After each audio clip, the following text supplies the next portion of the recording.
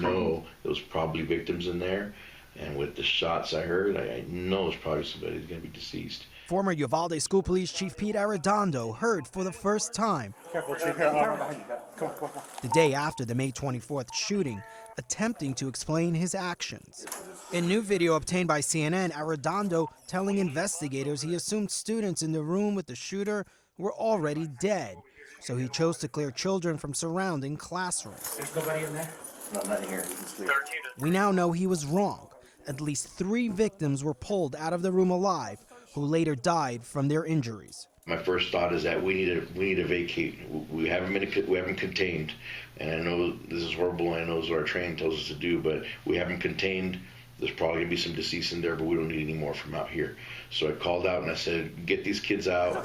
Whatever I told them, bust those windows, get them out. Stunning admissions while being questioned by the FBI and Texas Rangers.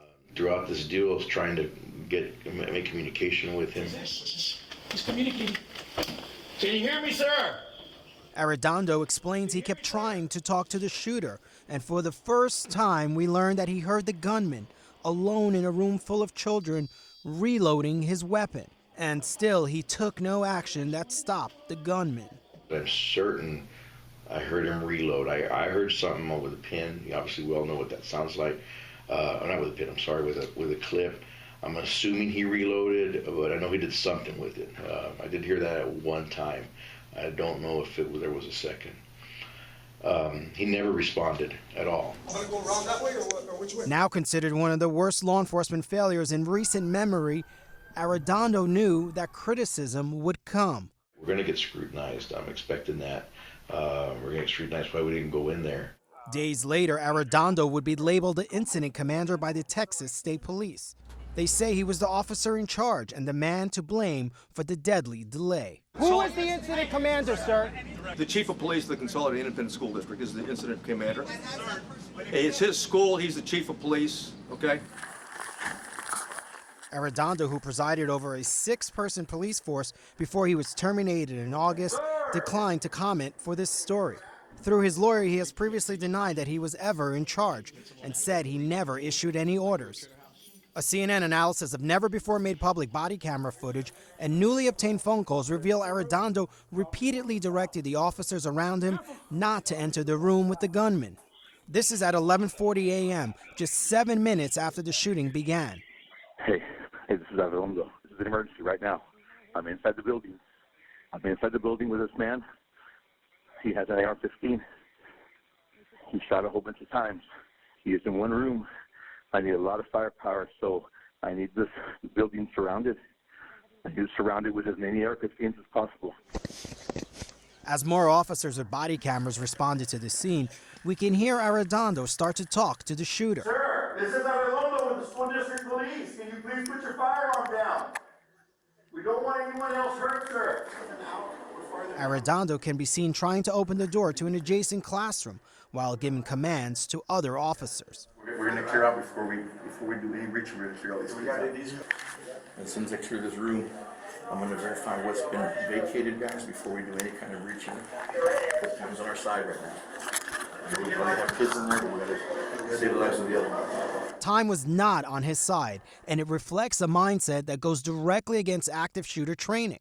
The policy emphasizes speed for any officer to go immediately towards the sound of gunfire and stop the shooter. Arredondo last completed the training in December 2021, 5 months before the Uvalde massacre.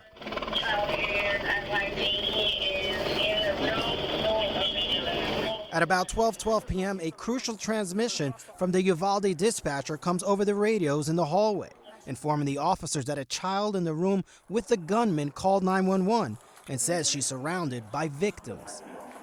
The dispatch blares within earshot of Arredondo. He doesn't seem to hear it because he's talking, repeating instructions for officers not to enter. Hey guys, hold on. We're going to clear the building first, and then we'll tackle it. But we're going to empty these classrooms first. All these are empty, Pete. He's verifying right now. The officers actually turn down their radios so they can hear Arredondo give the order. Guys, can you turn the radios down, please? It seems clear to the men on this side of the hallway Arredondo is in charge. No entry till the chief of police gives you permission there. And when a nearby officer suggests that a Border Patrol agent looks like they are about to go in, You ready for friendlies? Tell them to wait. No, wait, nobody entering. Arredondo said he assumed Border Patrol agents at the other end of the hallway would be the ones to make the breach, since they had rifles and he and his men only had pistols. So I know those are BP, and I know those are probably BORTAC. Smart thing for us to do, obviously with a handgun, is we need to let these guys make entry when it's that time. I gotta go over here. But it wasn't just handguns. As body camera footage clearly shows, there were plenty of heavily armed officers on scene. Some in the very first moments after the shooting began. Arredondo, for the first time, also explaining why he thought the door was locked, admitting he never tried to open it. I have it in my picture in my mind that I saw that hammer in there, and usually when that's there, that's locked. Man, 90% of the time. One of these, okay. We now know investigators believe it was unlocked, and there was no need to wait for a key. At the end of the interview, Arredondo says that rather than breaching the door, he even considered trying to shoot through the walls to kill the gunman. The thought crossed my mind to start shooting through that wall, which has been stupid, but you start thinking, there's already somebody deceased in there. You want to start, but obviously we don't ever train to shoot through walls. It's not something that, it's not probably the smartest idea, but you always question yourself. Shimon Procopez, CNN, Uvalde, Texas.